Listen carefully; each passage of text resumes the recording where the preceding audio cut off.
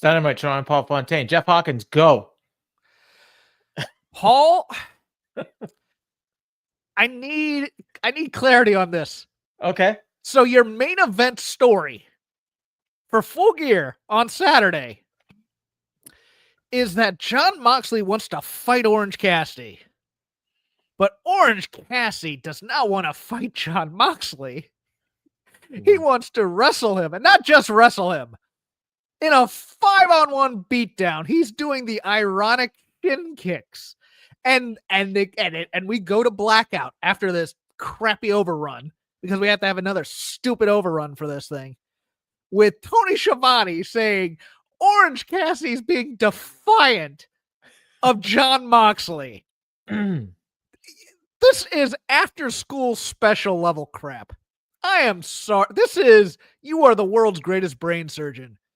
But what you really want to do is dance and teach the people to love through the art of dance. And you're going to eschew all your real talents. I just want to dance, father. And then some eccentric billionaire shows up because your parents were concerned that you'll never make any money being a dancer. But at your one recital, there's an eccentric billionaire in the back of the room who goes, "Sir, I'm going to give you $1 million to dance." And it's just what people want to see a fight, and you're telling us no. Orange Cassidy wants to do his ironic brand of humor. I am baffled. But this is the Moxley program that he's working on. Okay, let me. Did you watch Collision? No. Okay, on Collision, before they aired the November Rain video, which was awesome, and we'll get to that, Jon Moxley cut a promo, and Jon Moxley explained that he is here. He's fighting. Him and his team of soldiers are fighting to save AEW. They are fighting their hearts out for these fans who pay their money each and every week to show up and cheer us on. He hates what AEW has become, and he's trying to bring it back to what it was, and he's going to drag everyone by their bootstraps, and that starts with Orange Cassidy. So whether he wants to fight or not, he's going to. This is what he said on the pay-per-view. So I'm watching tonight, and I'm watching one of his soldiers, Claudio, who is fighting for AEW, who is fighting for these fans, and he's fighting against Darby, and he's kicking his ass. Oh. No, you're fine. Okay. No, go ahead. I'm baffled because Jon Moxley is like the best babyface in the world for what he's saying he's going to do. And then you've got Orange Cassidy. Jon Moxley, I stood up and cheered when Orange Cassidy was doing those little stupid kicks. Jon Moxley did what every person that's been in AEW for the last 5 years should have done. Punch him in the face. Punched his head off of his body.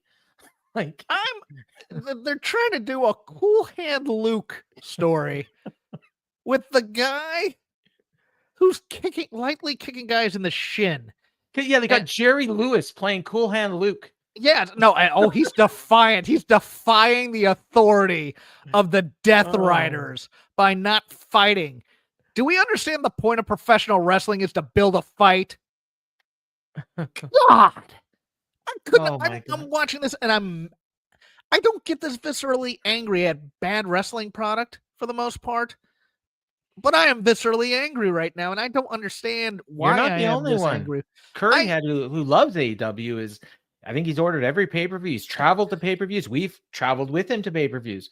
We've sat with him at pay-per-views. He's talking about not buying the show because it's bullshit. It's just our main event is based around a guy. And look, I love the Orange Cassidy gimmick. Don't get me wrong. I do too. It's not a bad gimmick. It's fun. It could be evolved into something to make a main event star, in my opinion. I've been saying this for a long time. They probably should have belted him when he was at his most popular. I've done it before. They did it last year with Moxley. Yes. Now, your build to your main event is you're going to get to see a guy put his hands in his pockets and duck punches. Woo! Shut up and take my money. Are you? Hands in my pockets, and one of them is holding a peace sign. Shut up. This is a Noah Lannis zone. I am Baffled. Does anybody want to see? Well, maybe people want to see. Yes, save us, Orange Cassidy, from this guy who's being a badass, please. I don't get it. And then like everything else on the show, like I'm not sure. We're gonna go through this lineup, and I'm not sure like what I'm supposed to care about, what I'm supposed to be interested in. Don't worry, Paul. The C2 starts next week. Yeah, I'm really looking forward to like who. What's your favorite match in the A block? I don't know.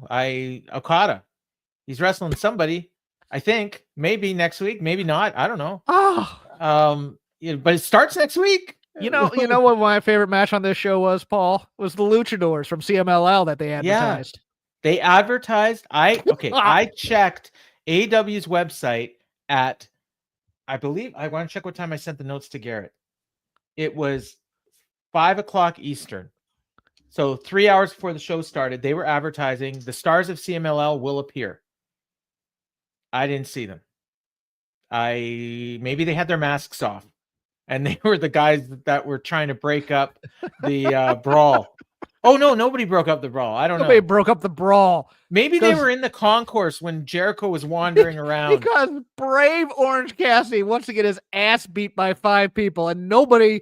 And the conglomeration's just standing there. Oh, well, he told us not to go out. And Excalibur flat out said, this is going to require the locker room to have an organized. Yes. We're all thinking this. Just like they did in the parking lot where they stood like a bunch of Forget all the bad booking. I mean, Mike, he got almost got a sunburn today. Oh. So why don't you just move to Charlotte then? Yeah. Enjoy the rain in August. Yeah. I'm livid at this whole. Okay. Hard to hold a candle in that cold August rain. So the conglomeration won't go out there to save him. How about somebody else? How about the other nerds that were standing there in the parking lot with like pipes and stuff who were ready to who got fooled because they went through another entrance? What about Garcia and Menard? Where were they? They're a couple badasses. Oh, Menard was on commentary all night after he kidnapped somebody. Yes. They're out doing. And they never mentioned it for like an hour and 20 minutes. I committed a felony. Let's talk about this. Oh my god! And the emotional angst of Danny Garcia, who can't hit a guy that he kidnapped with a crowbar. Oh. Up yours. This show stunk. And Jack Perry, is that it? Is that all he got? It's like, yes. Will Jack Perry be making it to the match because he's still tied up in a chair? He might in a barn somewhere. If he gets out of that chair, is he gonna be able to drive that bus with the one broken headlight? I don't think he broke the headlight, did he? I don't think he hit that thing hard enough. And they did a couple of little dents in the front. Oh my god! I'm such a bitch. I need to leave right now. I will say, when I watched that angle on Collision, and they sped off into the night with Jack Perry tied to the roof of a bus, they're driving down the street. People are watching. Nobody's calling the cops. Yeah, you like this, fine. Jack? You like this? And then they get him into their lair and they do nothing. But so they drive away, and I'm thinking, okay, there's no way they're going to follow up on this. Next time we see Jack Perry is going to be on Saturday. He's just going to be wrestling. Everything's going to be fine. They actually did follow up. Now the follow-up sucked, but they did follow up. So I got to give him that. I am perplexed and bamboozled. Yeah. Do we want to do the news now?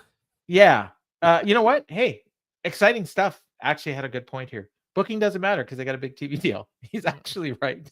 Okay, so the news. We got a schedule for early 2025. Some people thought that this was new, but they do this every year. Because I remember last year around this time, they put on tickets for sale in Winnipeg in March, and they ended up pushing that back till May. But this is normal. They normally announce like the first quarter. Get people excited for those cards that are coming. So we're gonna have 3 straight cards at the Hammerstein Ballroom, and in December, they're gonna tape the Christmas show on Sunday, December 21st. So that's gonna air on the 25th. They're doing the ROH Final Battle pay-per-view on a live Collision on Friday and Saturday that weekend. So it's 3 nights in a row. They're going to do Fight for the Fallen on New Year's Day. Nobody's watching that because it's going up against the college football playoffs. And then Bojangles Coliseum in Charlotte for Collision, on Clarksville, Tennessee for Dynamite. Special taping of Collision in Louisville, Kentucky at the Broadbent Arena Thursday. I don't know why I stopped for that. Think Jim Cornette will get comped for that one? No. Okay. Al Snow maybe. They're doing a Dynamite and Collision double taping on Wednesday, January 29th. Not sure why. Huntsville, Alabama. Oh, you know why? I bet you that's Royal Rumble weekend, and they're going to air Collision during the afternoon, so it doesn't go head to head with that. That's why they're doing that. Yes. So they're doing a special Tuesday Dynamite taping on February 11th. Don't know why. And then they're doing a February 19th double taping. Are you doing a bit where you want me to cut you off and say get to the Revolution? No. I'm going through the list. February 19th and 26th double tapings as well. So doing a lot of double tapings next year. And then Revolution at the Crypto in LA. Okay, let's stop there. Okay. This is fascinating to me. Okay. I actually think it's also, well, if AEW were hot, it'd be a great move for them. Yeah. Because compared to the Kia Forum, and now that WWE has gone in with the Intuit Dome, which is also in Inglewood, and just to give you a little lay of the land, SoFi is also in Inglewood. And that's the Raw Netflix premiere. Yes. Okay. It absolutely sucks to get to Inglewood. It doesn't matter when. It sucks. And there's no parking and traffic. It doesn't matter when. The Crypto, formerly known as Staples, I still call it Staples, is more accessible to more people in Los Angeles. Okay. And on a Sunday, I mean, look, the freeways are bad on Sunday no matter what because of, road tripping and things like that. But there's a lot more public transit options to get to Staples. It's so weird because they can't sell out 3,000, but now they're going to have 15,000. Wow. For this, although it'll probably be roped off for like 9. Hopefully they got an angle. My guess would be, they'll have an angle for it. Maybe the Bucks will come back at that time. The Bucks and Omega in some form. Yeah, I would guess for this show, but I might actually go to this because I would never go down to Inglewood on a weeknight. I might go to this. So you're not going to the Raw premiere? Oh God, no. Not unless they comp me and send me a car, and they're not going to do that. Adine, our friend Adine, is planning on traveling to go see it because he's really looking forward to it, and the tickets they're high priced and they're selling. Yeah. So are they? I haven't looked at Wrestle tickets. Are they selling? Well, they just did the pre-sale VIPs and they all sold out. I have friends who have season tickets to the Clippers and they love the arena. I mean, yeah, it looks cool on TV. Cool on TV. So yeah, they got a nice little schedule coming up. And trust me, Crypto's much better than the Kia Forum. And any day of the week. I mean, it's still fun to go to Crypto and watch like hockey and stuff like that for me. If they do a good angle, like maybe that'll be Moxley Darby. I don't know. Like, and after tonight, Darby looks like easy. I think they're banking on the travel crew because like LA and New York are always big shows, but it's also, it's 3 weeks before Mania, which is in Vegas. Yeah, that's true. No, it's about 5 weeks because they moved Mania back this year. It's April 20th. Yeah, but okay. Yeah, but this is what March 9th. 20th. March 9th. Okay, then my bad. Then. Yeah. So 6 weeks later. Almost like halfway in between the Royal Rumble and Mania, actually. So it's interesting. I was surprised when I saw it, but hopefully they got something big. They did a really nice number for Collision this year. You know what this is though? It's only a couple weeks after that Australia show that they're planning in. And what's funny is this schedule they sent. There's nothing about that Australia show on here. Although Australia is a hotter market for them, probably. I would guess since it's rare. It's not. No, it's not. They get about 20,000 people in the whole country watching Dynamite, and they're trying to sell 40,000 tickets to a stadium show. Does Australia still have they? Am I mixing things up? Have they done their stadium show yet? There? No. They're doing the February. February. Yeah. And WWE's doing, and UFC as well. They're both going there. Well, Yeah, no, UFC won't be too bad, but they're doing Elimination Chamber there in February, right? No, that's Toronto, I think. Oh, And Toronto, it's you're right. and it's March. In fact, I think it might be head to head with that. Oh no, it's the week before. It's March 2nd that they're doing. Okay. They're doing Elimination Chamber in Toronto. So yeah, there's that, and then there's one other thing, right? Tony Storm retired. Tony Storm retired. Yeah. No, she'll be there Saturday. Enjoy, everybody. Yeah, she you know what's funny is they're advertising a champagne celebration, and I'm like, okay, they're advertising a non-wrestling segment for the pay-per-view. So that tells me, okay, for the grand champion, Mariah May.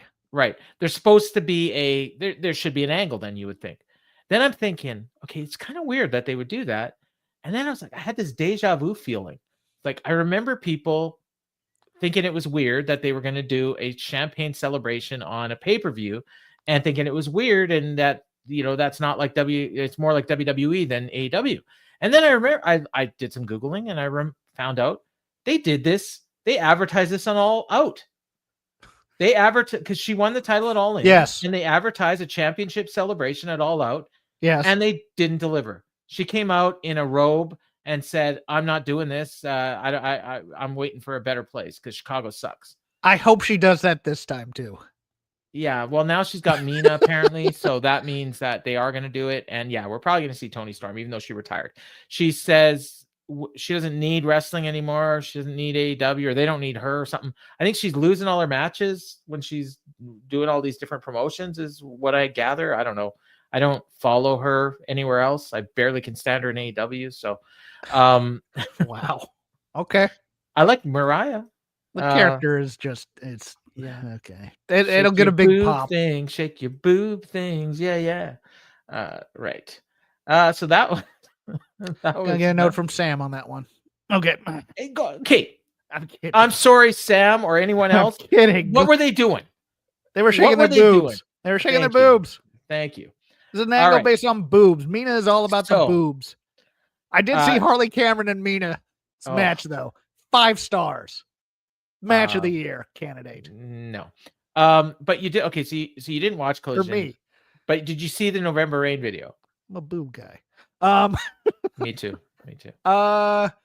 Yes. The full one, not the one they showed tonight. Yes. Okay. So I did as well. I watched Collision this afternoon and I saw the video. Now, like Brian, I'm not going to rant as much as he did, but I can't believe they never once on the show mentioned that video was going to air until it actually aired. They ran down that card. I counted 5 straight times. They said, coming up, we're going to have Powerhouse Hobbs against Bronson. We're going to have Wheeler or whatever it was. I don't even remember these stupid matches they had. Daniel Garcia and Johnny TV coming up. We're going to have, Anna Jay and Mariah May in a hardcore match. Okay, that's a good match. The qualifying. They ran down the card 5 separate times on this show. Not once. And stick around after the main event because we're going to see the Full Gear preview, November Rain, courtesy of Guns N' Roses. What are they doing? Like, and I know that they announced it on social media. I knew it was coming because I had heard about it, but why wouldn't they tell people that are actually watching the show? Because you know what? Tony lives in a world where everybody has read everything they've written on Twitter. But even if that's the case, okay? Even if that's the case. Or Blueski, as I call it now. Okay, even if that, yeah, thank you, Pat LaPrade. Even if that's the case, and you did know on social media that was coming, I knew the Luchadors were going to be there tonight. Yeah, maybe there was an extra overrun, and I shut the show off too early, and we were going to see the Luchadors. I think the Luchadors were stacked up in that fur coat that MVP. Yeah, but no, like maybe you know what? Maybe somebody tuned in halfway through the show, and they missed the video. They should have. No, they should have obviously. Like that's what I mean. Like we didn't know it was going to be the main event. He did say it was going to be on the show. But again, like maybe plans changed. They should say it on their TV, much like they should have said something about the C2 lineup. If it's true that he said on the media call that they're waiting for injury clearances, blah, blah, blah, just say when you're going to announce the lineup for the C2 and make it a big deal. Announce your lineup and say pending injuries. Yes. So you announce we're going to have Kazuchika Okada, Hangman Page, Swerve Strickland, Will Ospreay, Kyle Fletcher, like whatever your names are going to be, announce them. And then if somebody gets injured at the pay-per-view, then you could actually do an angle on TV and say, hey, we got an injury spot to fill. Tune in to find out who's going to be filling in the spot for Hangman Page. And you know what I mean? And then go into your Orange Cassidy kicks people lightly in the shin angle. Yeah. So if you saw Collision, or maybe you saw it on social media, you saw that November Rain video. I thought it was really good. You know what it reminded me of? It reminded me of the video they WWE did before No Way Out 2002, which was Lonely Road to Faith, Kid Rock. Okay. Where they did the history, they showed the history of the company, and then that built into the NWO, and then Vince McMahon was bringing in the NWO to destroy the company. I believe that's what it reminded me of. What I liked about it, I mean, they did a really good job of making the footage fit the lyrics of the song. So it was kind of like as the song's going on, and if you know the song, you're anticipating certain things are going to happen, and it really kind of played into the mood of the song and the way the song builds and everything. I really liked all that. Austin and Rock had a pretty good one too, didn't they? Yeah. My Way. That's a completely different one though. That and that was more about the angle itself, and the song just fit. And what I liked, they aired that on the end of Collision, then they aired another one tonight to kick off Dynamite. The one tonight was shorter, but I liked the one tonight for a different reason. I thought tonight's actually got over the angles better. Like it was more like the song was the background and the angles were the important thing. On Saturday, it was all about the song. It was all about making the angles fit the song. Tonight, it was, here's our angles, and we got a cool song playing in the background. And I like that because I think that does a better job of building up the pay-per-view. And it kind of reminded me of how WWE used to do. Remember, they used to have the worst TV, but then you'd see the video package for the pay-per-view, and you're like, oh, this looks like great. Yeah. Like the last 2 months of TV that I've been watching must have been a lot better than I remember, because that video package rocked. That's kind of what this reminded me of. Like, we saw all the good stuff, and we even the goofy angles, like Kris Statlander putting Mercedes through a cardboard wall. Like, it actually looked cool on this video, and it fit the song, and it just kind of worked. So I really enjoyed that video to kick off the show, and I thought it was a good way to kick off the show. I thought it would have been better to end the show, and especially better than the angle they did. Like, if they would have just ended the Orange Cassidy match and then aired that November Rain 9-minute video, that would have done a way better job of selling the pay-per-view. I think so. Look, I think that's what they should have done, to be honest with you. Do the hype video. Here's all the matches that are going to be on the card, and it's all part of this song. Yes. And put graphics up for the matches. Because that's what they would do. That's what they would do in the beloved ECW times. Yep, exactly. So I didn't look up the crowd. It didn't seem huge. Hang on, I'll check WrestleTix. It's usually the first thing that comes up when you do here. WrestleTix 26-27 tonight. Venue debut in Reading, Pennsylvania. So there you go. That's about what they've been doing for everything this year. Joseph with it points out last year they didn't announce till the day of the tournament. He's right. So, doesn't make it good.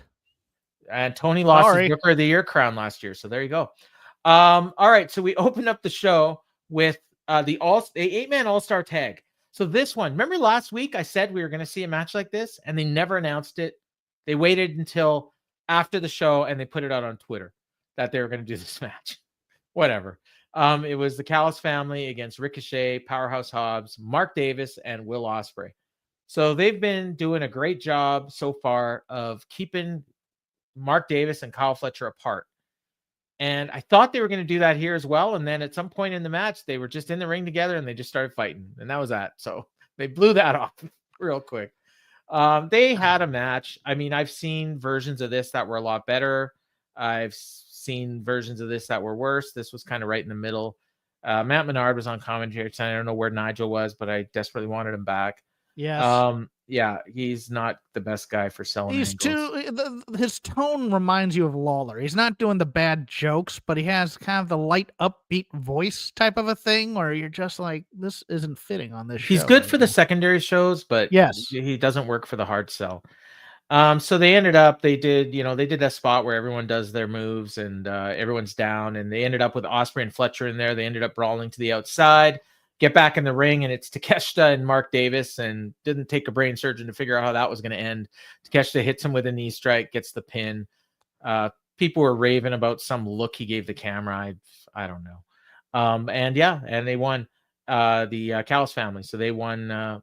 They did a spot in this match where right at the beginning of the match, Will Hobbs was getting double teamed by the ring steps, and they smashed his leg into a thing, and the doctors came out right away and they brought him to the back. And I wasn't really paying attention until I saw the replay. So I kind of actually, the way they did it, I almost thought he really was injured. But then when I saw the replay, like, I realized, no, there's no way he's actually injured from that.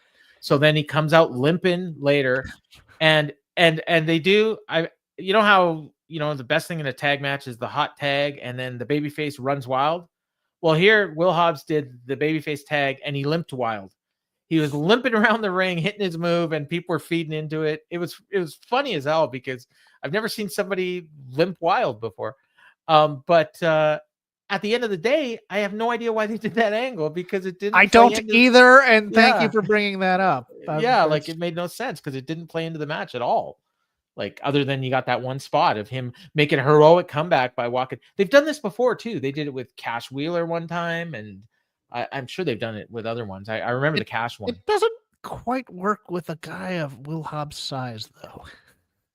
Especially he's a big badass. If he would end up getting pinned, that would have made sense. Okay, yes. He came back too early or something. But no, he's not the one that got pinned, because everyone and their dog knew that Mark Davis was taking the pin. And also, it's just, to me, it's kind of dumb, and they've done this a couple times. They've also done with Adam Cole, where a guy's come back from injury, and you're happy to see him, and you just want to watch him wrestle. And instead, we're teasing, oh, crap, he's injured again. Yes. Like, I literally, that was my first thought. I was like, oh, no. Like, I just, like, I felt so bad. And then I'm also like, you did it in this stupid match. But we worked them. Yeah, he's coming back and limping. Yeah. And even when he was limping, I'm like, okay, he's not that good of a seller. But then eventually he forgot about the injury and he wasn't limping anymore. So. Let me give some thoughts on this then. Or did you get to did you not get to the finish? No, I got to the finish. Okay. I wasn't sure. It kept going. Sorry. Number one, heels coming out as a unit. Buys. Nothing but buys. Screw the babyface interest. The bad guys are coming out as a gang. Cool. Where's Don Callis? Music. Oh, yeah, he wasn't there, was he? Wasn't even on commentary. It's his family. Lead it. I am going to go back to something you have said. Kyle Fletcher is looking more and more like young Randy Orton every day. And this gear and the necklace and kind of the darker hair, I like the look. I like this look a lot on Kyle Fletcher. You know what else? He also looks like a Daniel Garcia, but twice the size and about 100 times better body. So it makes Daniel Garcia look really bad. Yeah. They dress exactly the same. Let's bring up something else. We did the Will Hobbs thing. Will Hobbs should have probably gotten the pin. Or at least taken the pin or something to that effect, because he was the hot tag. Yeah. This Mark Davis story is stupid. Because you were right. They should have held off this thing if they're going to do what they're going to do, which is they're going to turn Mark Davis, because in a multi-man match, he accidentally took a kick. Well, not accidentally. I mean, he got hit, right? Like, he got hit because he got thrown into the path of another babyface. Okay. And that's going to precipitate a heel turn, which is stupid. If it does, yeah. Like, if he ends up joining. DJ Cass chimed in. We haven't heard from him in a while. He used to be in the chat all the time, but he gave us a super chat here. Just want to say, how's it going? Thought the go home show was good, but there was a lot of it felt rushed, like match, then backstage interview. And yeah, I agree. Go back to the beginning of the show. You'll hear me in my prime. Yeah. There were aspects of the go home show that I thought was good. It was just, I think the formatting of the show was part of the issue, but they were, you know what I think it was? They're serving two thoughts in Tony's head. They're serving the thought that, yeah, we need to plug this pay-per-view, but we have an arena full of people. We need to give them a good wrestling show. And it's killing them, because the good wrestling that they're doing is taking away from the build when you just want the fight build, and we'll get into that when we get the Statlander. The Statlander Hikaru Shida match is the perfect barometer for that. Yeah, and we'll get into that when we get we yeah, get and there. even this match here, like, you know, the match was here obviously to promote. I I thought assume this was the main event of the night. I assume here we go. the match was here to build up Kyle Fletcher and Will Ospreay, obviously, right? Yes. Because they're wrestling. Are Ricochet and Takeshita on the pay-per-view? No. Are you sure? No, I'm not sure. Okay.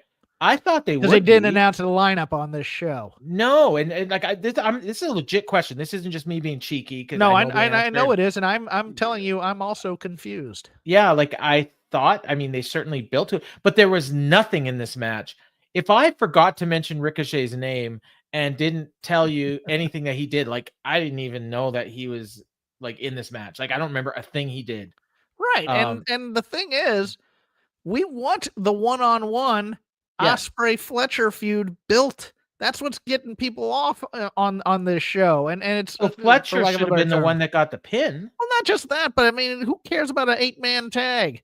This is something for last week. Well, no. You know what? No. I'm gonna take exception to that. I like the idea of the 8-man tag to build up the pay-per-view match. I just don't think what they actually did a good job of building up the pay-per-view match. Okay, no, I'll retract. Who was focused on in this match? Will Hobbs? Is he on the pay-per-view? I have territory brain, so for me, this match should have come last week. Okay. Takeshita was focused. Yes. I don't know if he's on the pay-per-view. He might be. I don't know. And it might help to run down the pay-per-view. Fletcher. Well, we will later. No, Fletcher, I meant them on their TV. Oh, yes. Like, especially if they are wrestling, they should have mentioned that. Yes. So the fact that they didn't tells me they probably aren't. Maybe that he's still formatting it and doesn't know what matches are going to be on here and what matches are going to be saved for Wednesday in Chicago. And it doesn't matter because everyone's going to buy the pay-per-view and it's going to be awesome. So, all right, we go to a Moxley promo. This was not as good as the one on Collision. No. I had a hard time transcribing what he said here, so I'm going to do my best. Orange Cassidy is a snake. He's a serpent lurking in the darkest corners of the battlefield. My job remains the same. You made me a borderline sociopath. I don't care if you're a great guy. When the bell rings on Saturday night and the AEW World Championship hangs in the balance, you're a threat to my people and I will destroy you. There's so much going on behind Orange Cassidy's eyes. Your body and Darby Allin's body are still up for grabs. Claudio ranted in Swiss, and then he said, tonight I'm going to end you. And he did. So that's it. Did I miss Orange anything? Cassidy is a snake. Yeah. Yeah, that's what Moxley says. I think, or maybe he said he was a snake. I'm not even positive. It's just doesn't make any sense. Yeah, for the story they're telling. Are they saying Orange Cassidy is a fraud? In Moxley's mind, he is. In Moxley's mind, Orange Cassidy's a fraud. Yeah. Well, okay, it depends on the kind of fraud, though. That's what I'm trying to get at. He's saying he's not. Is he saying he's not tough and he's a fraud, or he chooses not to be a fighter and I'm going to make him fight? I'm going to go. He's saying that he claims he doesn't care about anything, but he actually does. God. Maybe they should have had a video running down the pay-per-view card. They could use a famous early 90s rock ballad from a big name rock band as background music. Yeah. That they paid a lot of money to ASCAP for. Maybe Cinderella. Don't know what you got till it's gone. Something like that. Home Sweet Home. Motley Crue. Oh, Twisted Sister. The Price. All right. Darby showed up with a skateboard. He says, Claudio, never forget, you're the one that put the chair around Brian's neck and pulled the trigger on his career. Every single one of you Death Riders will have your day, and Claudio, today's your day. Yeah, it sure was. Great. No, but let's say this. Before that, great promo. Yeah. But then he said, we look, 8 weeks later, we're finally getting some emotional resonance about the Bryan Danielson retirement beatdown. But he said, you guys are all going to have your day, and tonight, Claudio's your day. It was his day. It was his day. I mean, that's not quite what Darby meant, but he wasn't lying. They aired a promo for the Continental Classic. I have no idea who's in it, but it starts next week. We know Okada's in it. They did mention because there was some questions about this. Kazuchika Okada will be defending his title in the tournament. So I guess the title technically is vacant while the tournament's going on, and the winner of the tournament wins the title. Well, I believe that's how it do works. highlights of last year because Andrade's gone. And Who else? That's it, eh? Well, Lethal was in it. Eddie Kingston's not around. Yeah, but they showed him in highlight. He was in that true. November Rain That's video, true. I think. He was. Yeah. So, no, I mean they could. I mean they can air highlights of Andrade. Why not? I mean No, he they lost could. all his No, I matches, get that. didn't he? I'm Oh no, being- wait, no, he went like 4-2. I'm being facetious. Garcia's the one that lost Garcia all the got that matches. big win. Yeah, against And they Brody King. hyped it too. He went Yeah. over, and then he gets a win. So this year he'll get 2, and it's progress. I don't want him anywhere near this effing tournament. So they go to commercial. They come back. Renee's outside in a coat, and she's waiting for the Hurt Syndicate. And earlier tonight, MVP had said he was going to have a special surprise. I don't know what the hell she's talking about. Like, I guess maybe this was on social media or something, or maybe I think they do a pre-show, so maybe it was on that. But Yeah, I think so. He says, "I have a special treat for the AEW viewing audience. It's an announcement. Bobby Lashley will be in action tonight in Reading, Pennsylvania."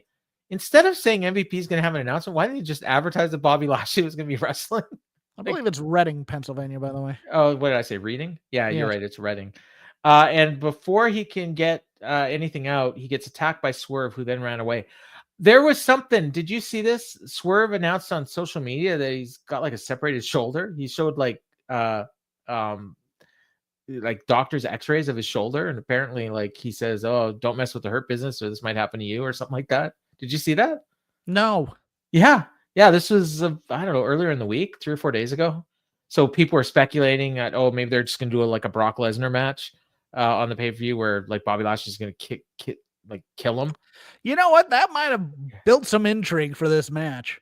Yeah, or they don't want to give it away. So well, it doesn't matter. Just hint that he's injured or something. Yeah, like he said showed on a tweet social or media. something. Yeah, make this world seem a little more real. But when he took out his leg, the way Lashley went down, I thought, oh man, they're gonna get out of this match by claiming it's Lashley that's injured. You know, but no, he just came back later and kicked the crap out of 2 people. Yeah, which was fine. So Adam Cole comes out. I wrote down, presumably for a promo. He says, "Story time with Adam Cole, baby." The fans don't even chant with him anymore. he looked like the yellow guy from Sin City. It wasn't quite as bad as it usually is, but yeah, he's still got a weird color. I wish so badly I could say I was going to get my hands on MJF, but I'm not. MJF did everything in his power to make sure we didn't fight on Saturday, and he succeeded. You know who else succeeded? Roderick Strong. We have the exact same goal, to give MJF the ass whooping of a lifetime, and that's what's going to happen Saturday at Full Gear. So he cuts the promo for Adam Cole. This match got more hype than like anything on the show besides the main event, and nobody cares about this match. Like Nobody cares about anybody in this match, and nobody cares about Kyle O'Reilly. No, who came out next? The charismatic dynamo that is Kyle O'Reilly, who's going to put all these pieces together and sell us. Oh my god! Match. And he's involved in 2 angles. He's involved in the main event and this. He's all over this show. So he's out with a mic. He says, "I don't know if you remember, but 14 years ago, right here in Reading, we had our second match ever." And the fans mildly applaud. Shit! I forgot all about that. Yeah. Thanks for reminding me, pal. It was a dark match on a freaking show that probably never even aired on TV. He said, everyone associates. What did I say? Oh, ever since being associated with you, I've had incredible highs and serious lows, and I've come to know you better than anyone. But I'm the only one here willing to tell you the truth. I'm doing way more charisma than he is. The Crusade with MJF. Kyle O'Reilly makes Dean Malenko look like Don Rickles. The Crusade with MJF has to end before someone gets hurt. Your ankle's been reconstructed, and what's next? Friends willing to take a bullet, myself included. Roderick Strong barely made it out alive last week, and he wants to MJF because of you. He barely made it out and alive. Then Adam Cole says, "Yeah, I know, right? Like, what are they talking about?" Cole says, "You don't think Roddy can handle MJF?" And then Roddy fires up. And he says, "You don't think MJF is 3 steps ahead of you on this?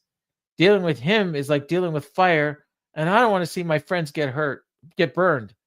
You're a leader, an elite pro wrestler, and a good friend who doesn't want to see his friends get hurt, or so I thought." This is crap. I know, this makes no sense, because last week he didn't even want to shake his hand. Like, face facts, man. MJF is more of an evil bastard than you will ever be. And that's a good thing. And he drops his mic and leaves, and Adam Cole just stares at him, and the scene ends, and the fans, they didn't react to any of the. There was no emotion in this. This was just all expository garbage is what The look this on was. Adam Cole's face said it all.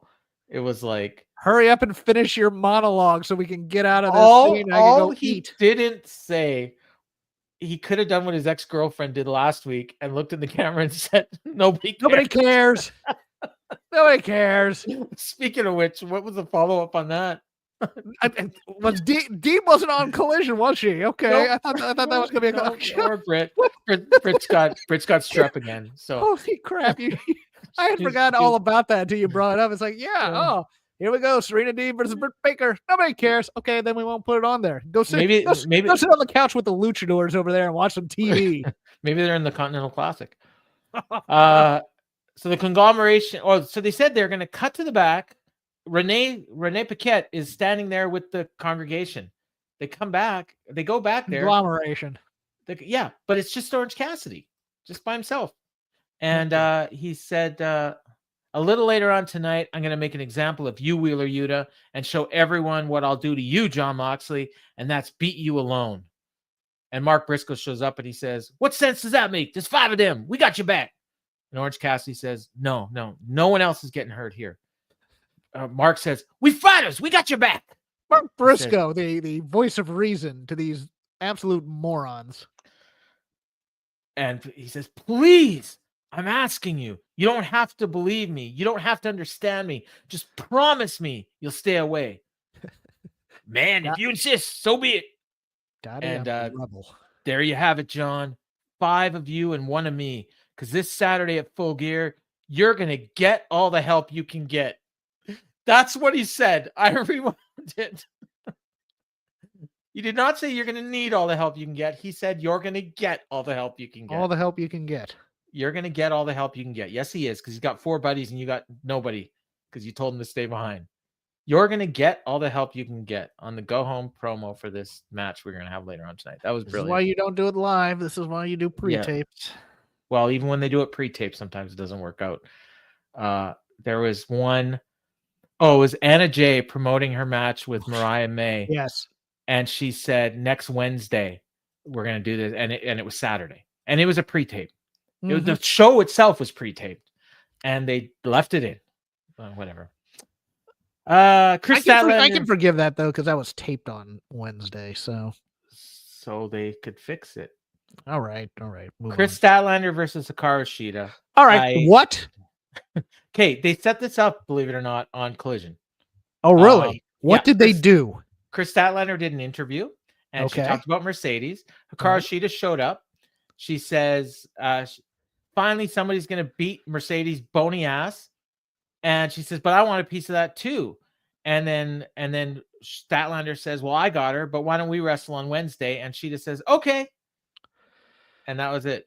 You know, maybe you play that, but even if you did, do you know what you accomplished in this match, AEW? You split the audience into Let's Go Shida, Let's Go Kris Statlander on the go-home show where everybody should be wanting to see Kris Statlander actually murder death Mercedes. Yeah. And no, we're having a competitive match. Not only that, with a world champion. And what was so given all that, we got the split crowd. This was Tony going, we have a live audience, so they need to have a really good match. So, and they didn't, but that's besides the point. No, they didn't. So Statlander should have been the one to look impressive, right? Like we should watch this match and we should, oh man, she's beat a former world champion. It's all about her. No, because that's the story they told when she pinned her. It's like, oh, beat a former 3-time world champion. But the story of the match itself, if you actually watched and listened to the commentary, the story of the match was Shida had the better of her the whole match, but she kept missing her signature move, and she wasn't sure of herself because she hit that move on Mercedes, and Mercedes kicked out. So she was worried about hitting it on Stat for some reason, or she didn't have the confidence. So you had Statlander doing her moves, you had her doing Stat's moves. She tried the katana, she missed it, and then Stat just rolled her up and got the pin. The audience didn't know what to do because the audience wasn't aware of any angle or whatever on Collision. They just knew that there were two people they liked on there, so they started doing dueling chants. Nice job. Yeah, and yeah, so she got the win. She hit her Wednesday Night Fever for the pin, which is a pile driver, and there was a pile driver earlier on tonight, and there's a pile driver in the main event. There are a lot of pile drivers tonight. And all of them got 2 counts for the most part. I assume it's just a coincidence, but it may also have something to do with the fact that WWE is doing an angle where Kevin Owens put Randy Orton out with a pile driver. It may just be a coincidence. I'm not. It may be a coincidence, or it might be all the agents are watching WWE. Yeah, instead of their own show. Mercedes came out after the match, and she came out with Camille, and Camille was in a sling. Redding, say hello to your CEO. Gotta get the baby face stop before we go into the heel act. They're actually chanting it now, so you're onto something there. Last week, Camille, you want to hear a fun fact about Pennsylvania? The Sixers have had yet another terrible season. Embarrassing. Shout out to my boys, the Celtics, on another incredible victory last night, and you had an incredible victory tonight, Kris Statlander. And I'm rarely impressed by my competition. Another fun fact, and I got to say, she's actually getting heat for this. Like, the crowd hadn't been reacting all night, and they didn't like Mercedes here. Look, your local sports team sucks. There was a question about earlier. Oh, here it is. How does it take to write a your local sports team sucks line? Sometimes it's effective. I mean, as long as you only do it once. I mean, yeah. And she did, then she went on doing this. She made it about the match. Yes. She said, another fun fact, I've held this TBS championship longer than you. I will not lose because I'm the CEO and I'm the greatest TBS champion of all time, and I'll never lose this title. Fans are chanting, shut the fuck up. And I think it was Matt Menard said that they're very rude. Yeah. And she said, these people are pissing me off. So she says to Camille, go get the job done. And she throws her into the ring with her sling. And Menard's like on Camille, do your job. So she climbs in, she gets between the two of them, and she doesn't know what to do. So she tried to slap Statlander with her one good hand, and then she gets double teamed by Statlander and Shida, who are friends again. And Shida's stomping on her. Then Mercedes jumped on Statlander's back, but Stat grabbed the ropes. Fans are chanting, you fucked up. And then Stat gave her the Wednesday Night Fever. So she got the pile driver again. Let's get to this. If the point is to get heat on Mercedes for throwing Camille in there, they need to milk this just a little bit and have Camille just stand there like, I don't know what to do right now. And just have the baby faces punch her. No slap from her. Just have the two baby faces hit her and go after Mercedes. I'm Camille. I'm also suing for career suicide or something, because someone asked me this. Did she piss somebody off backstage or something to get treated like this? She had a bad match with Queen Aminata and they gave up on her. That's what happened. Yes, that's what I'm thinking too. And I'm just like, I think that I still we haven't seen Queen Aminata since, so that I find her an endearing. Well, yes, they ruined Queen Aminata by making her a babyface and then taking away her chops. Yeah. She's got there's no way you can possibly have sympathy for her because she just keeps doing what it's right. Kind of like she's a dope. It kind of reminds me of like when they were doing the Chad Gable Otis thing, and then you had like they just kept taking it and they kept taking it and they kept taking it, but they never fired back. Right. And you can never feel sorry for somebody like that. No, and yet people did because and people are because Otis is a fiery baby face who had been over as a baby face before. But the other guy, Akira Tozawa, he's a simp. Or R-Truth and Miz was another one. So I would have loved Camille to just kind of do this. She goes in, she looks at both of them, she just goes, I don't know. It just gets punched. So somebody asked in our Discord, and if you want to get in the Discord, you can cheap plug. You can send Gigi Garrett Gonzalez an email, gg@5kmedia.com, and ask for an invite to the Discord. Somebody asked in the show chat, you think Statlander's got a chance to win on Saturday? And I wrote back, I said, her chances were slim and none, and Slim just left the building when she hit that pile driver. Yeah. Because Mercedes is retaining everybody. So Excalibur cuts. He says, "We're gonna cut to an incensed MVP backstage." So they cut to the back, and MVP's all smiling, happy. I wrote down, he doesn't seem that incensed. And they find some random black dude in a fur coat and beat him up. I think it might have been Leon Ruffin. I'm not positive. It was somebody that was very much smaller than Swerve, wearing Swerve's jacket. Where'd you get this jacket? Yeah, where'd you get the jacket? He asked him, and there's a joke I could make, but I'd get canceled, so I'm not going to. Well, I'm just wondering if this was like, the version of the joke that all black guys look alike. That was the joke I was going for. Oh, okay. All right. Thank you, Paul. You can. He did look kind of like. He did look kind of like a tiny version of Swerve. Like his hair. Yeah, his hair was kind of similar, and yeah, and they shot it from behind. If you put him on a luchador's shoulders, he would have looked exactly. Maybe they were in there too. Yeah, those crazy luchadors. We got a video package for Jay White and Hangman. It was fine. Went over their history. Apparently, Full Gear is named after Hangman. I wasn't aware of that. Yeah, didn't Hangman. It was a comment he made about Pac. Okay. Not wearing all his gear, always going out when he was like kind of naked or whatever. Okay. The problem with this feud, or part of the problem with, I mean, we've talked about every week, Jay White is not a good baby face at all. Part of it is people are reading into there's some sort of weird Hangman redemption arc in here, and I don't see it. I don't understand what people are talking about when they say these things. Oh, you think this is where the Hangman babyface turn is coming or something like that? I'm like, this is you guys writing a story that's there. Kind of do. And John, who is, as you can see in the picture, black. Well, all Canadians look alike. So well, you're not Canadian. I know. So yeah. So the video was fine. Jay White has just always been a hand. Hangman had a good line. You couldn't tap me if your slimy ass depended on it. And then Jay White said Jay White has always been ahead of Hangman Adam Page. Did you know what I like? Slimy or limey?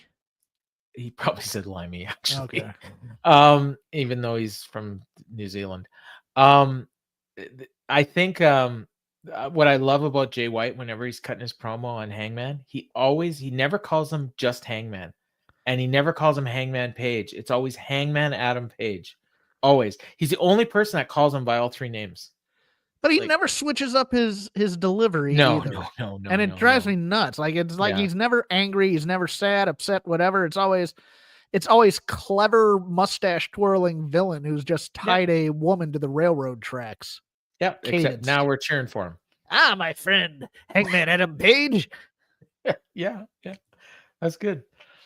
Next up, Bobby Lashley in his first AEW match. I thought maybe he was on some sort of a deal where he gets limited matches and we only see him wrestle on pay-per-view, but nope. Bobby Lashley versus Joe Keys and Cheeseburger, who up until this point was the most over person on the show, I think. Yes. Fans were chanting Cheeseburger. Did your feed cut just like right after the ring intros? Like my feed cut for like 10 seconds. I thought maybe House of Black was coming out or something. No, it did not. Oh, okay. That's weird. Maybe it was a TSN thing. But fans were chanting for Cheeseburger. Lashley did a cool suplex flatliner combo on both guys. Gave Cheeseburger clothesline. Fans booed. Gave him his finisher. And Joe Keys broke up the pin. And Matt Menard's like, "What are you doing?" He's like, "Joe Keys is an idiot." And then Tony Schiavone says, I liked this part. I did. An athlete, and he's trying to win a match. Perfect. Yeah. Loved it. Even if it was a screw up, it was great. This was the best, the most I've enjoyed Matt Menard on commentary ever. Yes. Was in this match. And Bobby gives him a one-handed choke slam. Then he speared him, and he gave him the Hurt Lock, and they called it the Hurt Lock. So I guess WWE doesn't own that trademark. Which makes me wonder why they didn't call it the Hurt Lock the first couple times he used it. I think there's a more relaxed policy about letting guys go and use the trademark stuff now. Well, yeah, but it's just the moves, right? But sometimes they have to change their name. But I think they change the name if it doesn't fit the gimmick. Like Mercedes, she like the Moneymaker used to be what, the Page Turner? No, that's Page. Bank statement. Bank statement, yeah, because it was Sasha Banks, yeah, and now it's the Moneymaker, which is actually a better name, honestly. But I think so too. Yeah, so shitty move, but it's a good name. Yeah. So he gets the win, and Swerve comes out, and Nana. Well, okay, I shouldn't say that. Swerve's music plays, and Nana comes out, and he has a chair. He doesn't have his Matt coffee. Menard's pronunciation of Nana drives me nuts. Calls him Nana. Like it's his grandma. Get him, guys! Get him, guys! Get him, guys! All right. So he's got a chair, no coffee. And Shelton approached him, and MVP's waiting. He's looking around. He's like, he knows something's up. He's smart. He's like the smartest person on the show. So he knows Swerve is going to show up, and he knows he's not going to be coming from like the ramp. But he comes out from under the ring. So I guess he's been hiding under the ring all night with the luchadors. And he attacked Lashley with a chain. That's where they are. They're under the ring. They're waiting. I'll bet you they're all on Rampage. I'll bet you anything. Like Rampage is going to be Mystico and Hechicero and Mascara Dorada 2.0. Yeah. So the stars of CMLL, as they say. Well, they kind of are actually.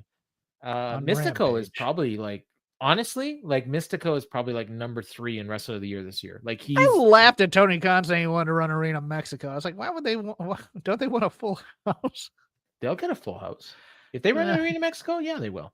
If it's just AEW or AEW and CMLL, because if it's just AEW, it would be. Well, I know that, but that's the joke, Paul. Let's move on. Okay, my bad.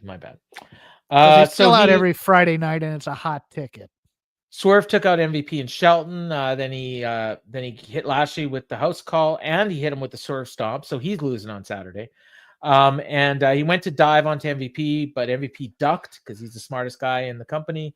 And Swerve took off through the crowd. Excalibur points out it's the first time the Hurt Syndicate have been outplayed. So I actually think I'm going to call it right now. I think we're getting like a 3-minute match. Lashley's going to destroy him. It's actually interesting. They're doing the WWE booking style, though. Yeah. Where you beat down a guy and then you're going to lose on the pay-per-view. I really don't like it. But you know what? They did all that. And then in the main event, you had Moxley do that to Orange Cassidy. So everyone thinks, well, Orange Cassidy got beat up. He's going to win the title. No, he's not winning the title. Yeah. We don't even know if the title's in that briefcase. It definitely is in the briefcase. They actually showed it on the November Rain video package. They showed him putting it in the briefcase. It's a MacGuffin. Okay. All right. No, I'm kidding. Marina Shafir's a MacGuffin. Continue. Yeah. Renee was backstage with Mariah and Mina. So on Saturday, they're going to have the championship celebration on Full Gear. But first, you're teaming up on Rampage. And Mariah says, no champion deserves a championship celebration more than me. I take shit and I make it shine. It's a good line. Anytime, any show, anywhere, you hold this or you die, she says. And then Mina. Yeah. She says, Mariah has been working so hard. I'm not going to do the accent. Don't do the broken English, my friend. Mariah has been working so hard. I'm very proud of her. I want to give her a celebration she'll never forget.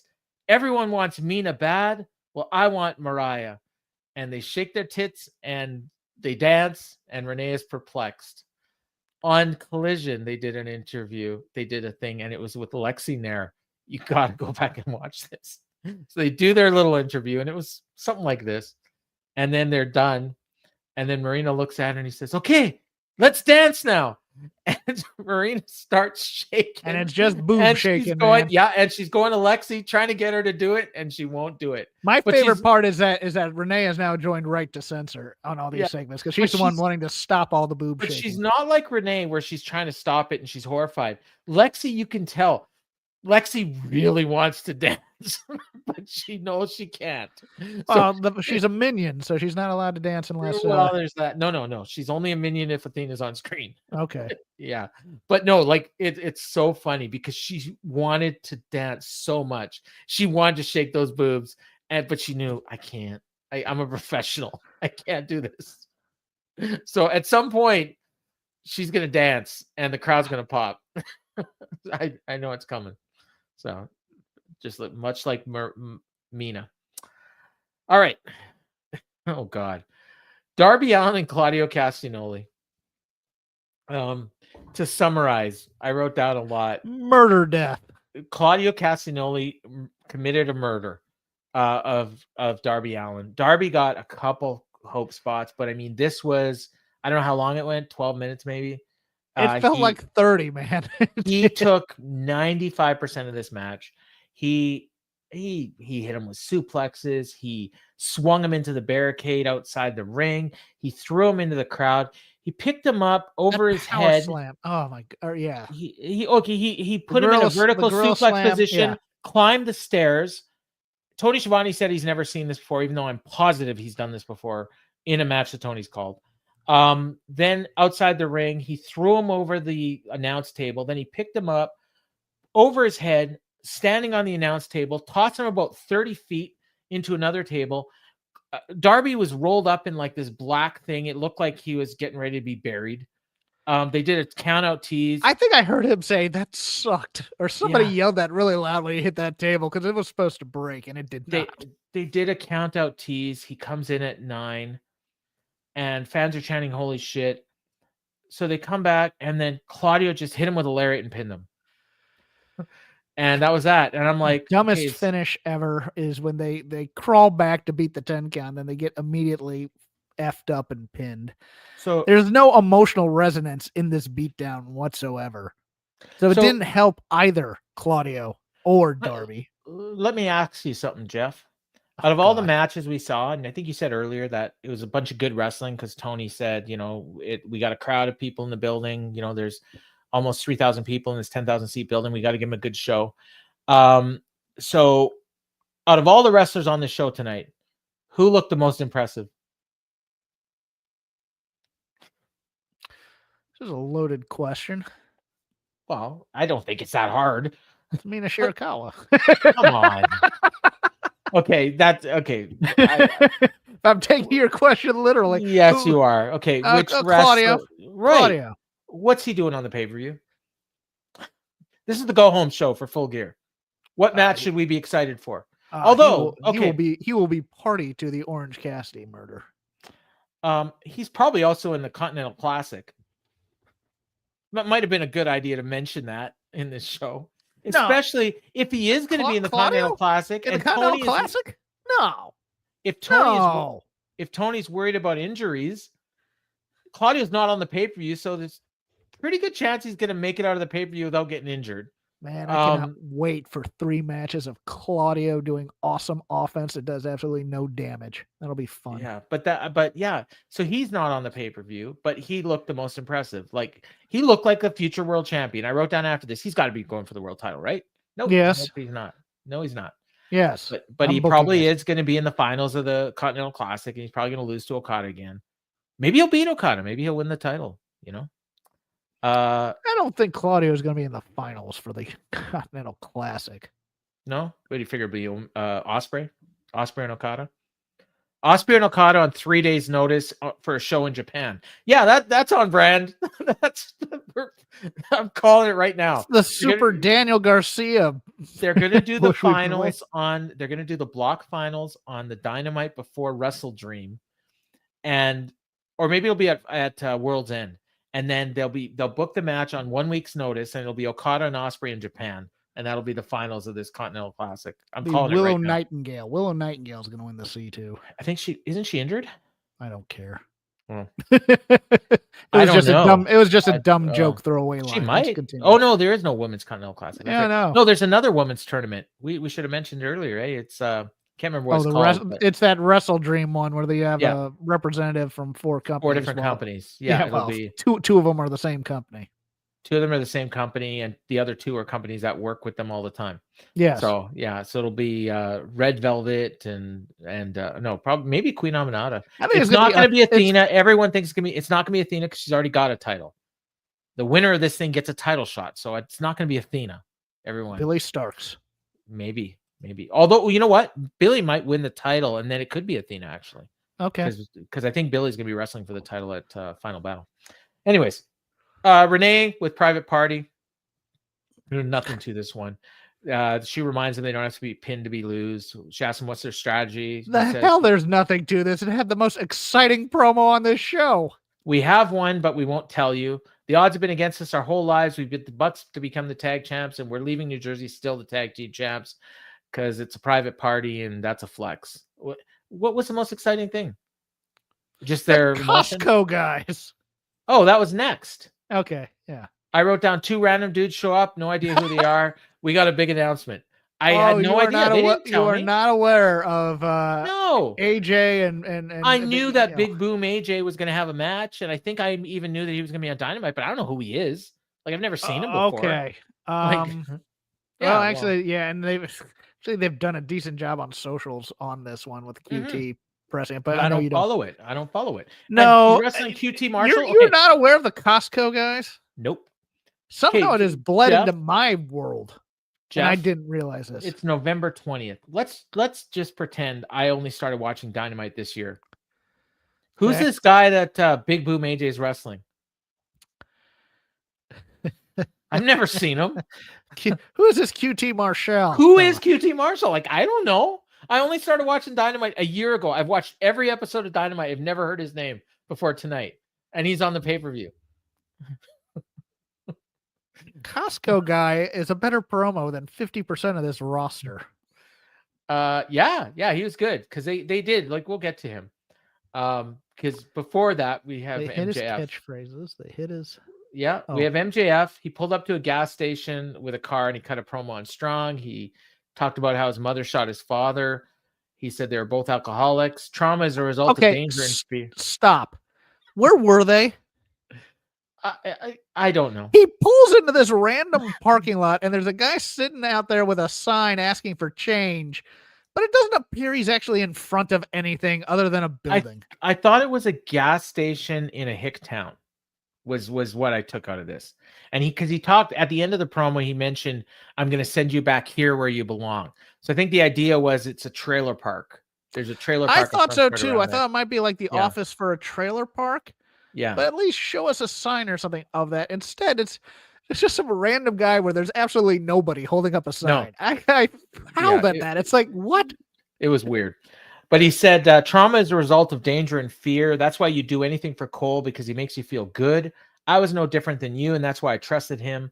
But the difference is he was a mirage and a fraud. And while he's a fraud, deep down, his narcissistic, feeble frame is a man who cares about Roderick Strong. I'm happy you won because I want to see a person he cares about suffer. I'm sending you back here where you belong, to your grimy little trailer park. After the match, you're going to wish your father hadn't shot your mother hadn't shot your father, but she'd shot you instead. Yeah. Earmuffs, everybody, if you don't like swearing. Fuck this. Okay, I'm just say how you feel about the guy that you're fighting, as opposed to this dopey ass comic book villain monologuing that everybody's effing doing. I'm gonna go back to not swearing. Effing doing around you with Kyle O'Reilly and Adam Cole and this, and then the Roderick Strong, who knows how to cut a heat building promo. Instead, this is all story time with ass. It is ass-tastic, all of this stuff. There's no emotional connection to this stuff. MJF's just trolling for the most part, which is fine, but at the same time, it's like, you know what?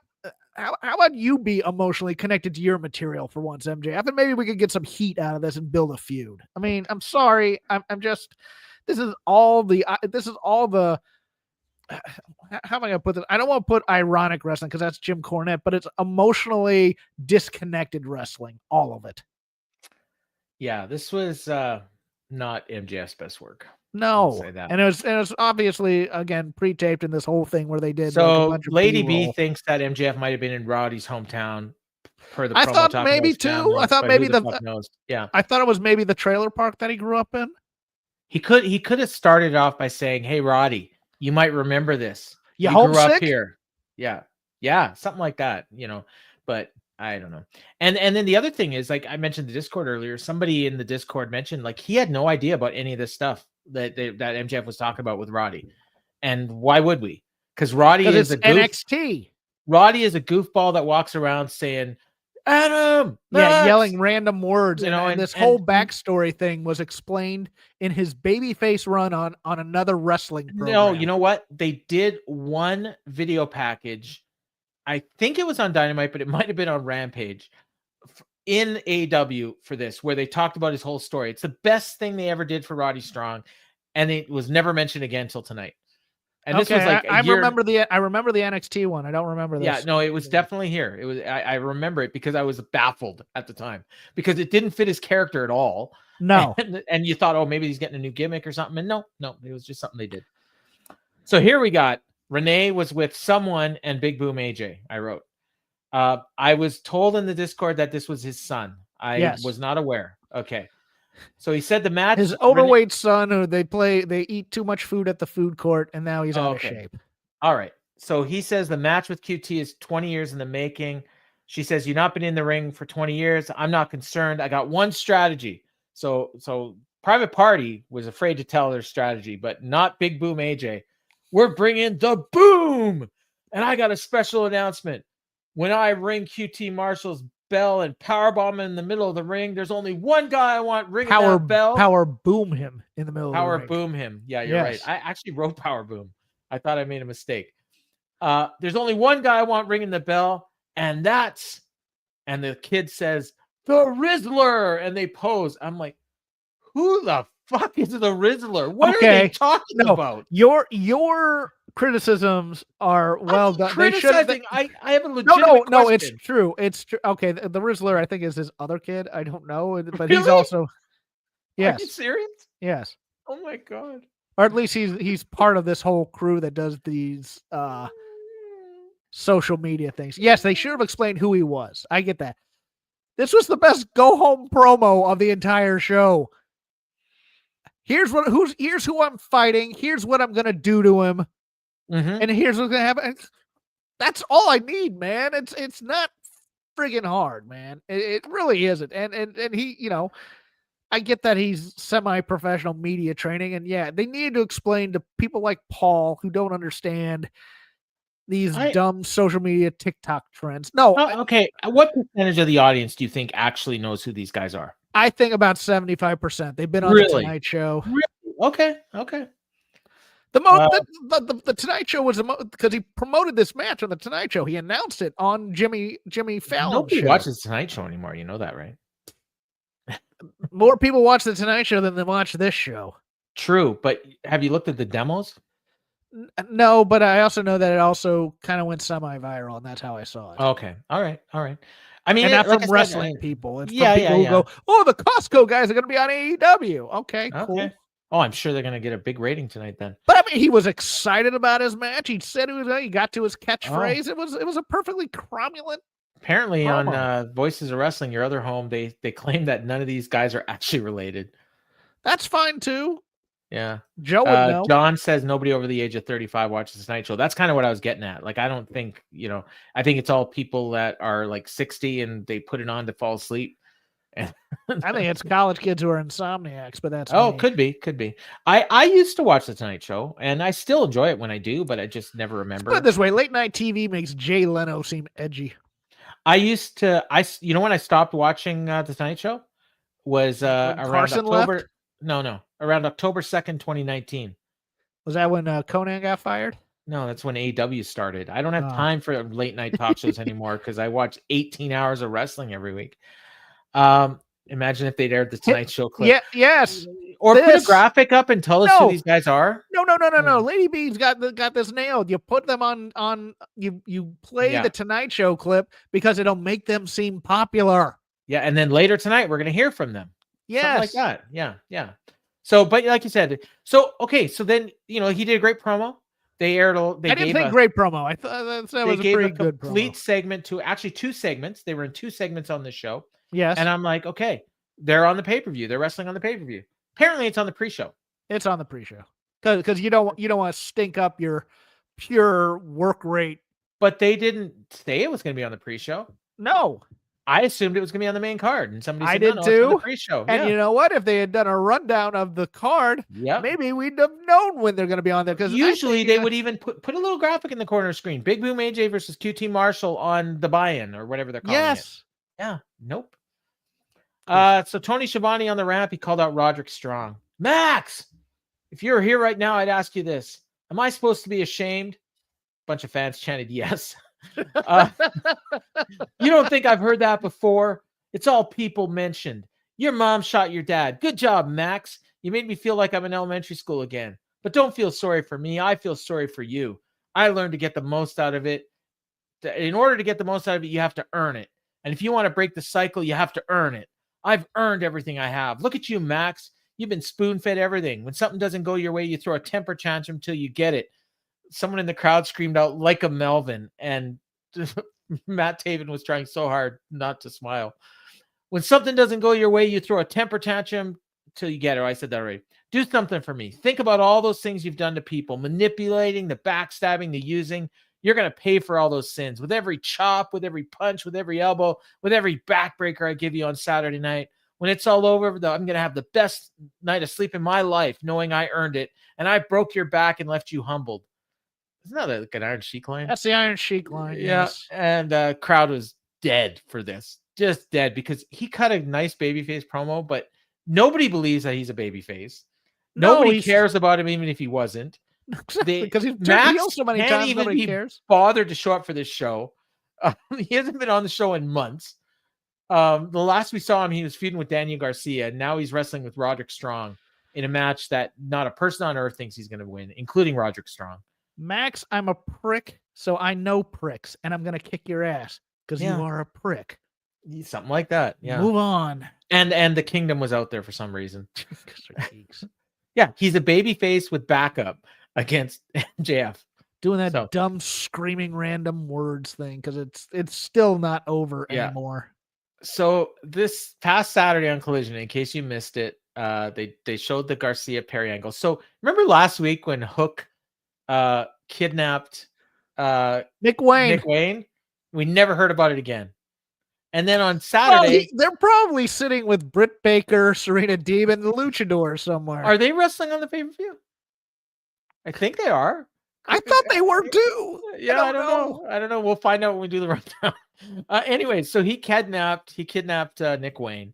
We didn't get any follow-up. And then on Collision, Matt Menard's doing commentary, and Jack Perry showed up and kidnapped him. Paul, I think a good rule of thumb is always follow up on your felonies. Yes. So he kidnaps him. He gets rid of him. Garcia wins the match anyways because he's wrestling Johnny TV.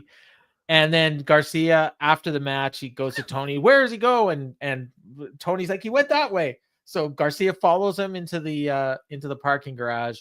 Quickly, it's a 2-on-1. So Garcia and Matt Menard get the best of Jack Perry.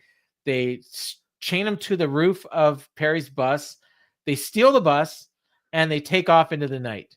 And then they cut back to the announce table, and he says, well, I understand you got more footage and you had a camera. And Matt Menard's like, yeah, let's do it. So Paul, it's always smart to videotape your crimes too, because that can't be used against you. So they go back. They're in an abandoned warehouse somewhere. The truck's running. Jack Perry is sitting in the middle of this thing with the headlights flashing in his eyes, and he's got a bag over his head, and he's tied up to a chair. Oh, I am so begging at this point that there's a radio in there that he'll turn on and start Steelers Wheel stuck in the middle with you and Reservoir Dogs his ass. Oh. So he takes off. Danny Garcia takes off the thing. Matt Menard's filming all this. He says, "You feeling good, Jack? How's that working out for you?" And he threw water on him. So he's going to do water torture. Let's talk. And Perry said, "I thought you weren't like me.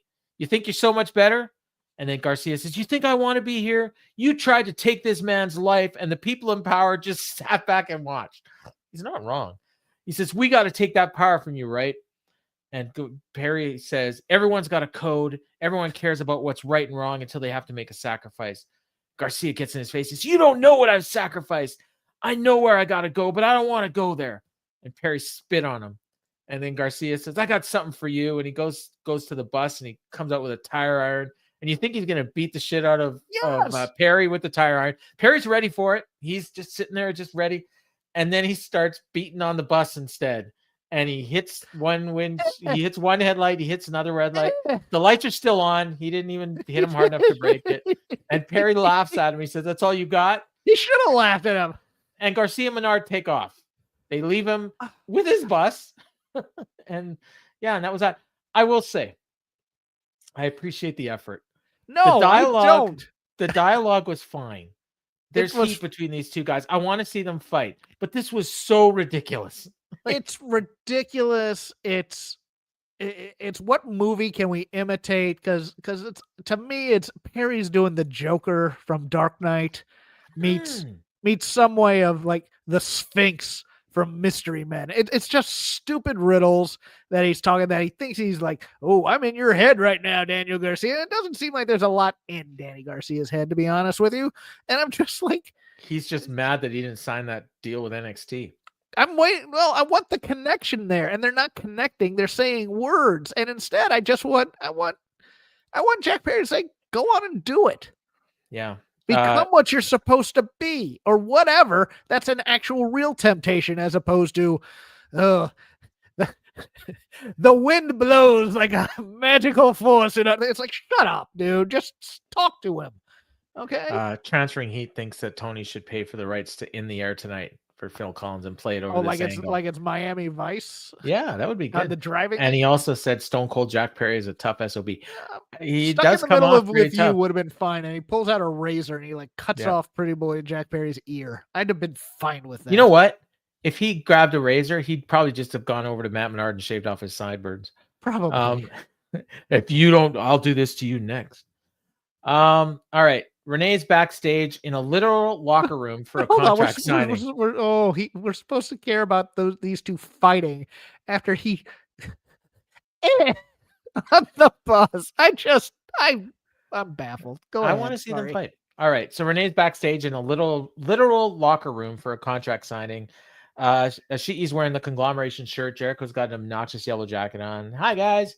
And he says, you should know better that a man of my caliber doesn't just sign a contract that's thrust in my face. My legal team needs to look at it. Renee says they already did last week.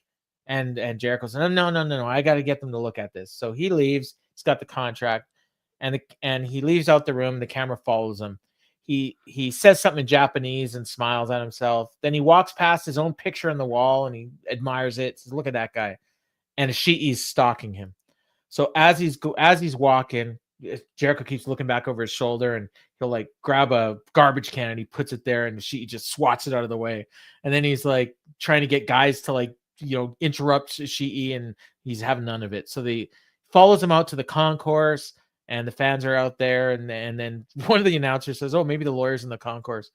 And then they go back into the arena. They walk down the stairs and they eventually end up in the ring. And then they get in the ring and Ishii, like dumb idiot babyface, has his back to the ramp and he gets jumped by Brian Keith and Big Bill and they take him out. That came later. Sorry. He have a pen. Yeah. So he claimed he didn't have a pen, so he couldn't sign the contract. And then Ishii pulls a pen out of his tights, and then the fans are chanting "stab him," but he gave him the pen. Menard said he's signing under duress, but what would have been the dumbest joke there that they could have done? What? Is that at that point Kip Sabian goes running through, getting chased by Hook, and he has the pen that he stole from Christian, and he just leaves it in the ring. Yeah, and he picks it up. Yeah. That would be, and then that ties into the Hook match on the pay-per-view. You're a good booker. So Menard says he's signing under duress. He signed a contract, so that's when Keith and Bill took him out. Jericho was about to stab him with the pen because he was listening to the fans, but Briscoe and Rocky made the save. They got rid of the heels, and Ishii signed the contract. So that was that. So we got no Mexican luchadors, but we got 10 minutes of Jericho wandering through the building so he could sign a contract when they could have just done this in the ring. For next Wednesday. Not even for the pay-per-view. Right. Not once during this whole segment did they tell us when this match was. They told us that at the end of the segment. Did they? Okay, I missed it then. Yes. I assumed it was on the pay-per-view. So there you go. But you're right. Yeah, they mentioned it last week that it was on the show in Chicago because I said they were loading up that show. That's right. So they donated a lot of time for dedicated a lot of time to this match that isn't even on the pay-per-view. So Renee's in a stairwell with Jamie Hayter. She's mad that Julia Hart interrupted her interview last week. She says she's free to do that. I moved to the beat of my own drum too, and she's about to get to a point and she got interrupted again. It was another video package. So you know what? Last week I watched that video and I was totally confused. But then I watched Collision that aired after it, and I saw the first Julia video. The second one made more sense after I had seen it. After I saw the first one. So I'm thinking, well, why didn't they just re-air the first one last week and then air the second one this week and then air the one they aired tonight next week? Like, I don't know. But they aired this video and voice in the background. I think it's Brody King, but I'm not positive. She says, time to come home. The house is your foundation. We've seen it burn. Now it's time to rebuild. She's an archer now. They said she's more strong, determined, and dangerous. These objects are just another bullseye. They called her the princess of the back throne, the keeper of secrets. You are Julia Hart, and your heart grows harder. And she was firing arrows through all this, and she hit a bunch of bullseyes. And Excalibur. That'll go well for professional wrestling, won't it? Oh yeah. And Excalibur says this is a situation worth monitoring. No. It's pretentious art house crap is what this it would is. Be perfect on NXT-CW. This is what Lyra Valkyria should be doing. I got news for you. This isn't even too dumb for NXT. I've seen some pretty dumb shit on I've seen some dumb things. Look, that's the joke also. I've seen some dumb stuff on NXT. We don't need to match it, but they're going to try. I don't understand why she's going back to a gimmick she already had before she left. I think, isn't she killing off her gimmicks? Isn't that the whole point of this thing? Well, she's killed the cheerleader. She's killed the Stevie Nicks character. And now I think she's still, so now she's Katniss. Now she's Katniss Everdeen. And every once in a while, they intersperse these scenes where she was recreating the Sunny video from like 1996, where she's like coming out of a pool, like, or Phoebe Cates in Fast Times at Ridgemont High, where she's like, is that what she was doing? I thought she was, and I thought the cheerleading segment was like the Toby Keith. There was that, but then there was also the thing with the bathing suit and the water. You missed that? I think there's a video somewhere that aired on social media that I missed, and that was highlights from that video. Okay. I could be wrong, but so that was that. So we got the main event. Orange Cassidy and Wheeler Yuta. I think we've said a lot about this already. Yeah, crowd was dead for this. Wheeler took most of this match. At one point in this match, Tony Schiavone actually said these words, "Let's hear it for young Wheeler Yuta." I was baffled by that. He is the heel, Tony Schiavone. You don't have to hand it to him. He's not like this isn't like he's in a death struggle with Orange Cassidy. He's freaking wrestling him. Yeah, so Orange Cassidy missed an orange punch. Then he got rolled up for 2. Wheeler hit Orange with a pile driver. Another one. There was like 3 or 4 of them tonight on the show. Then he get the cat mutilation on Orange Cassidy, but he made the ropes. Wheeler went and grabbed a chair, swung it, missed, and then Orange Cassidy just rolls him up for the win. And you go. Wheeler kicked his ass for the whole match. Yes, and then he got beat by a fluke. And then out come the Death Riders to beat on Wheeler. No. Let's pause for a moment, because there's that moment after the shocking, I'm so shocked that he rolled him up. He gets up, and it looks like Wheeler's supposed to either have some moment of hesitation, or he's supposed to just start beating on him. And instead he's being held back by Bryce Remsburg. Oh, okay. I missed that because I was so baffled by this match. It looked like they were setting up for a handshake almost. Yeah, and then they just dumped it. And the funny thing was, and someone else pointed out to me, they didn't go to commercial at all during this. So this will probably actually gain audience because of the way nobody's going to tune out because there's no commercial. So everyone's going to think that it's a draw, but it's actually just a trick that they played. So anyways, the match ended at exactly the top of the hour. Right. They could have just gone off the air. But no. Yes. No. They did 10 minutes of the Death Riders beating the shit out of Orange Cassidy.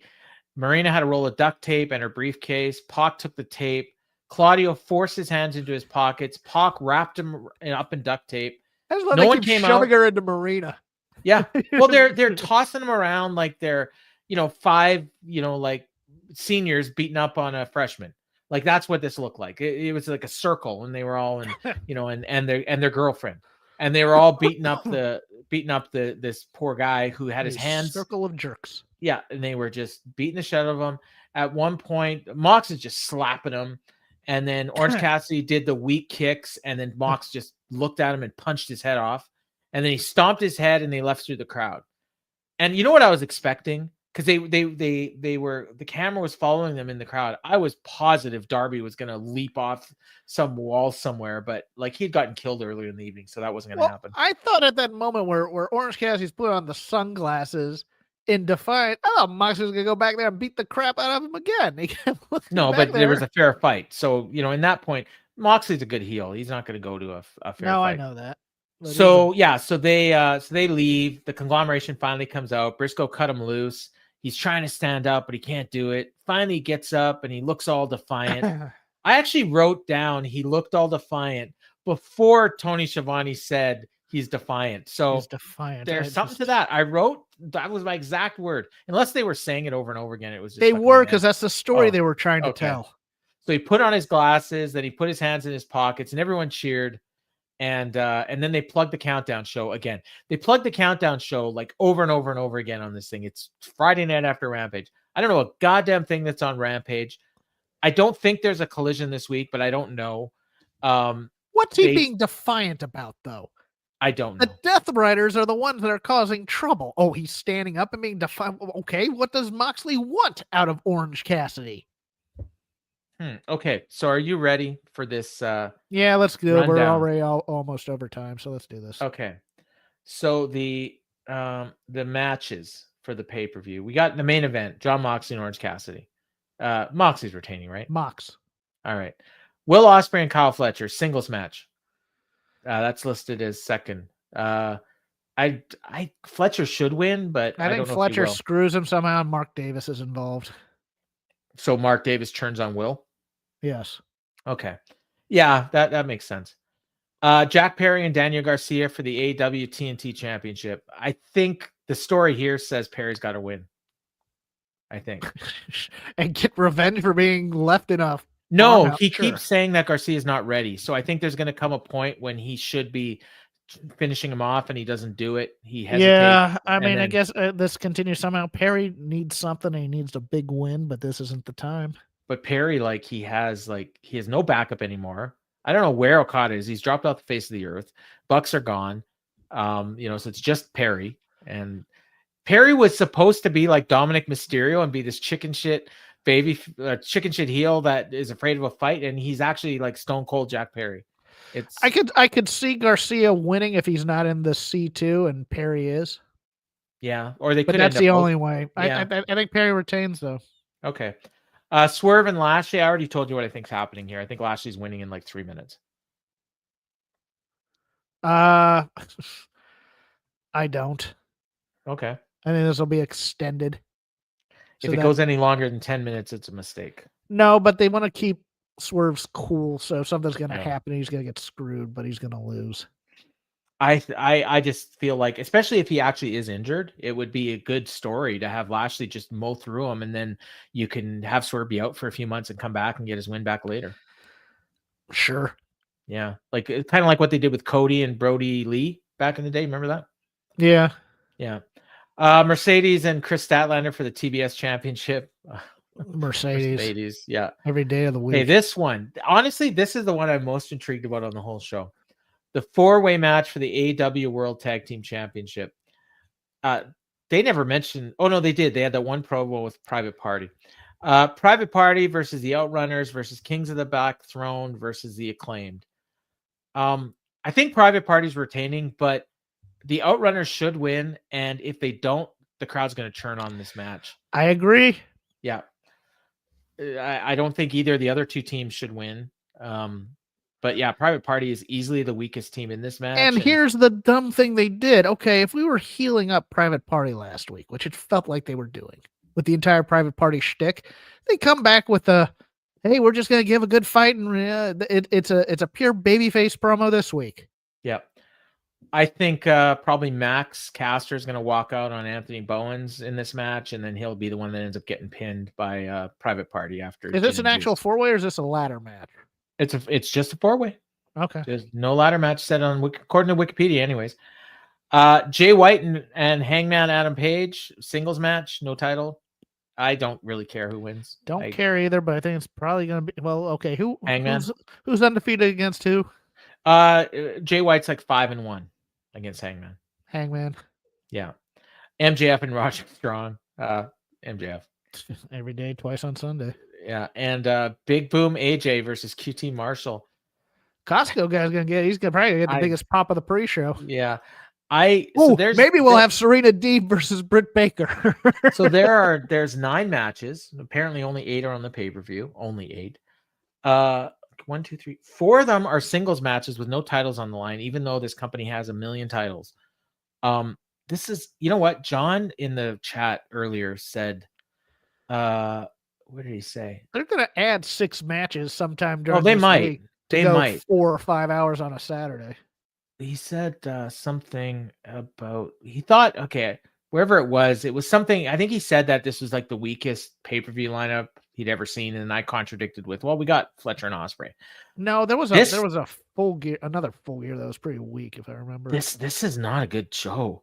Like, I'm looking at this matches, like, and they might add something to it, and it might be good, but I mean, we asked earlier about Takeshita. Where's that? It doesn't hit any of the sweet spots for AEW. There's no match that you look at and go, the work rate's going to be great, other than maybe Fletcher and Ospreay. But that feels definitely like Fletcher and Ospreay. Yeah, that feels like it's going to be overbooked. MJF and Strong and Hangman and White will probably be really good matches. Yeah, and MJF will be a good story match because I think Adam Cole's probably coming out at some point. Mercedes and Statlander will be okay. We'll see. Yeah, and Moxley and Cassidy will probably be pretty good. Yes. But but it's not like he said, nothing's really jumping out as like, I got to see this. Like, no, that's not. It's a perfectly passable show that you can wait until Wednesday to see who won. Pretty much, yeah. And no Hook. We thought we were getting Hook and Christian. No, Christian's wandering around with like a briefcase for a title shot that never gets mentioned. But I guess that's the idea. And I don't think it's like Money in the Bank where he has a year. I think it's the rest of his life. He could be doing this in 2030. Still walking around with this contract, calling himself the next AEW champion. Yeah. It's there's I don't know. I don't know. Like, a lot of the stuff on the show tonight had nothing to do with the pay-per-view. Although this might be one of those on paper, it stinks, and then we watch it and it's great. Yeah, it might be good if we watch it. That's the thing. Did they do their job? The November Rain video is really good. So I don't know. Oh, and then there's also the championship celebration, which I'm just frustrated with the booking. I really am. There's it's heatless wrestling and, just garbage exposition to me. And it's one of those things where it's like, I don't want to watch 2 hours of that every week. Somebody was complaining the last couple of weeks, and I'm sure we'll hear it again on this show, about the crowds. And it's like, okay, at one point, is it not the crowds that are bad, but it's the company is not giving them anything to care about, and that's why they're not reacting. I've done live performance, and I've had bad crowds, and I've crowd blamed, and only occasionally have I been correct. Yeah.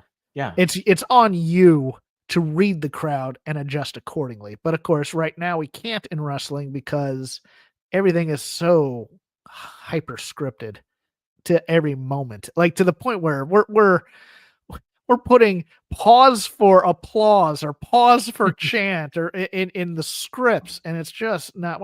No, this crowd was dead, and I agreed with them. I'm sorry. Last week, like, they were dead for most of the show.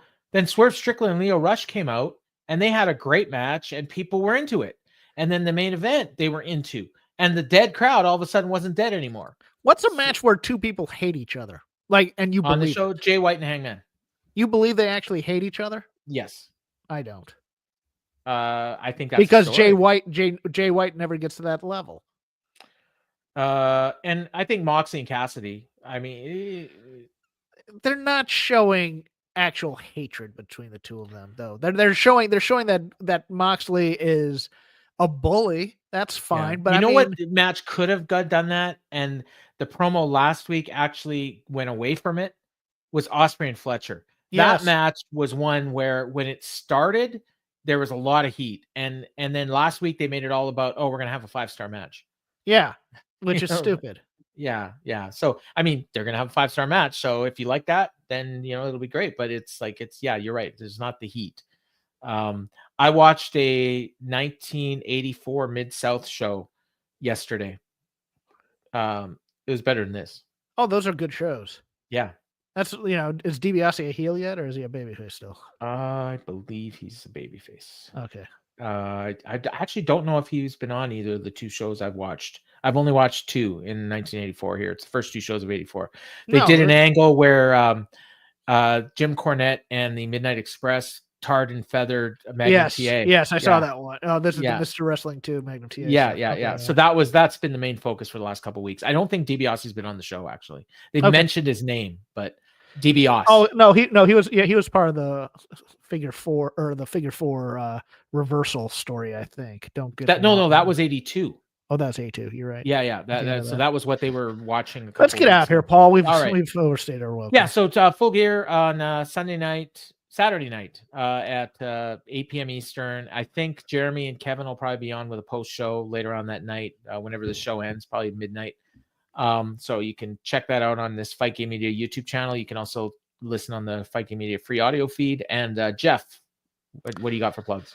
Crap Game 13 on Twitter. Jeff Hawkins at Blueski. I basically just copy everything, so just follow one. I do a show called Shake Them Ropes on the Voices of Wrestling Podcasting Network this week.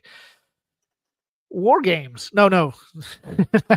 War Games isn't this weekend. It's next week. But the build for War Games is Full Gear is this weekend. We'll preview that. And then anything in the news, including possibly a little discussion of Linda McMahon being named as the nominee for Secretary of Education, because Kris and I are both a little bit politically wonky. We'll talk a little bit about that as well. That'll drop later this week. Don't know Vader Club yet because he hasn't given it to me. But Vader Club last week was special. It was great. Apparently, they were not aware of the Ring Boys lawsuit when they nominated her. All right, and for me, I'm on Blueski as well. You can at Paul's Fontaine there, same as X. I haven't been posting much, but I'm trying to, and I do enjoy the interactions there on Blue Sky on the Butterfly app. So so you can follow us. There's something called a starter pack. If you follow Fight Game Media, and they've got all our names in there, and whatever that means, you can open it and get all our names. I don't know what that means, but whatever it is, do it. So for Jeff Hawkins, what a plug. I'm Paul Fontaine, and this has been the Dynamite Show.